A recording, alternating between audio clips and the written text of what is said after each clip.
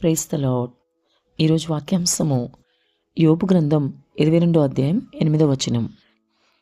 నీవు ఏదైనా ఆలోచన చెయ్యి, అది నీకు స్థిరపరచేదను. ఆమెన్. ప్రభు ఈ వాక్య భాగం నుండి ఈరోజు మనతో ఏం మాట్లాడుతున్నారో చూద్దాం. మనం చేసే ఆలోచన ప్రభు స్థిరపరుస్తాడు అంటే ఎంత సంతోషంగా ఉంటుందో కదా. మరి సహోదరి, వింటున్న సహోదరుడా, నీ పరిస్థితి ఏంటి? ఈరోజు నీవు ఏదైనా ఆలోచనని కలిగి ఉన్నావా? ఈ ఆలోచనని బట్టి నీవు వేదనతో ఉన్నావు. అసలు ఏ విషయాన్ని బట్టి నీవు ఆలోచిస్తున్నావు?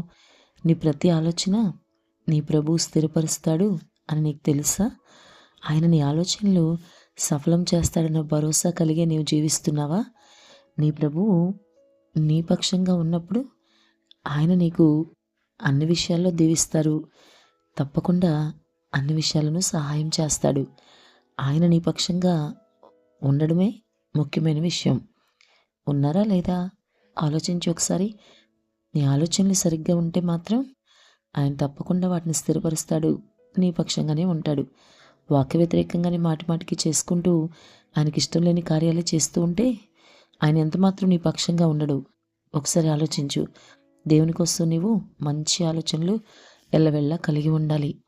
ఇంకా ఆయన కోసం నీవు పని చేయాలని, సువార్త ప్రకటించాలని, పత్రికలు పంచాలని, ఆయన కార్యాలను అందరికీ వివరించాలని, నీ సొంత పనుల నిమిత్తమైన ఆలోచనలే కాక ప్రభు కోసం పనిచేయాలని, ఆయన కోసం జీవితాంతం ఉంటానన్న ఒక తీర్మానం చేసుకో.